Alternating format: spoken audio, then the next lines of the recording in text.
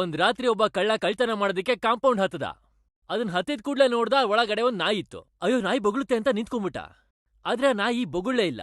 ಸರಿ ಬೊಗುಳ್ತಿಲ್ವಲ್ಲ ಅಂತ ಹಾಗೆ ಕೆಳಗಿಳ್ದ. ಅವಾಗ್ಲೂ ನಾಯಿ ಬೊಗುಳಿಲ್ಲ. ಏನ್ ನಾಯಿ ಬೊಗುಳ್ತಿಲ್ವಲ್ಲ ಅಂತ ಮುಂದೆ ಹೋದ. ಇನ್ನೇನ್ ಕದ ತೆಗಿಬೇಕು ತಲೆಗೊಂದ್ ಡೌಟ್ ಬಂತು. ಒಳಗಡೆ ಕದಿಬೇಕಾರೆ ಏನಾದ್ರೂ ಬೊಗುಳ್ಬಿಟ್ರೆ ಏನ್ ಮಾಡೋದು ಅಂತ ಯಾವ್ದಕ್ಕೂ ಮುನ್ನೆಚ್ಚರಿಕೆಗೆ 2 ಬಿಸ್ಕೆಟ್ ತೆಗ್ದು ಹಾಕೋಣ ಅಂತ ಹೇಳಿ ಹಾಕ್ದ. ನಾಯಿ ಬೊಗ್ಳಕ್ ಶುರು ಮಾಡ್ತು.